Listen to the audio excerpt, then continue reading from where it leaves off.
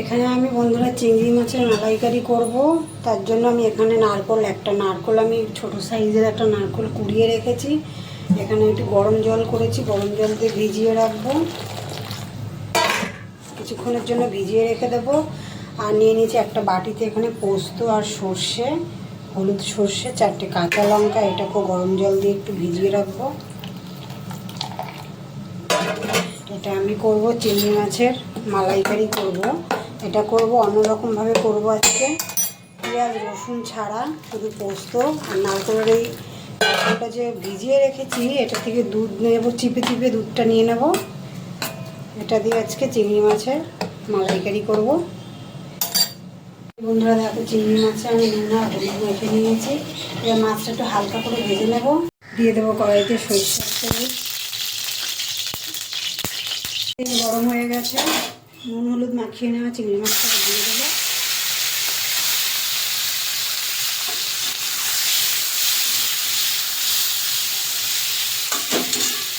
চিংড়ি মাছ ভাজা হয়ে গেছে, এবার তুলে নেব। কড়াইতে এবার একটু তেল দিয়ে দেবো, গরম হয়ে গেছে। দিয়ে দেবো দারচিনি আর একটা এলাচ। এই বেটে রাখা মশলাটা দিয়ে দেবো, পোস্ত কাঁচা লঙ্কা সরষে বাটাটা দিয়ে দেবো, ভালোভাবে কষিয়ে নেব।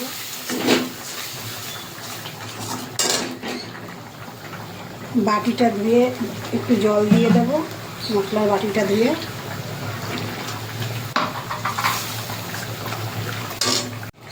দিয়ে দেবো পরিমাণ মতো হলুদ, আর দিয়ে দেবো স্বাদ মতো নুন, দেবো সামান্য একটু চিনি।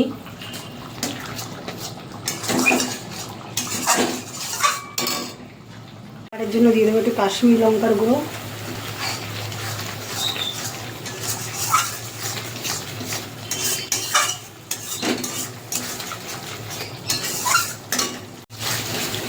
মশলা কষানো হয়ে গেছে, মশলা থেকে তেল ছেড়ে দিয়েছে। দিয়ে দেবো নারকেলের দুধটা।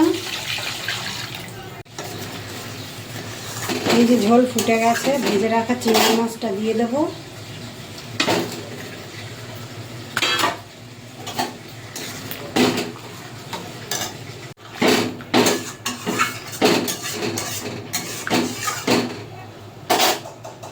হয়ে গেছে, এই যে নামানোর আগে দিয়ে দেবো একটু গরম মশলা দেবো, সর্ষে পোস্ত দিয়ে আমার চিংড়ি মাছের মালাইকারি।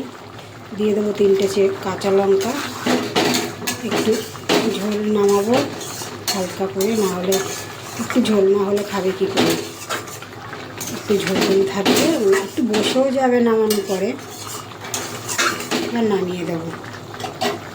হয়ে গেছে এই যে চিংড়ি মাছের মালাইকারি সর্ষে পোস্ত দিয়ে করেছি। আমার এই রেসিপিটা যদি ভালো লেগে থাকে একটা লাইক কমেন্ট করে দেবে আর সাবস্ক্রাইব করে দেবে। এরকমভাবে বন্ধুরা খেয়ে দেখবে, খুব ভালো লাগে খেতে।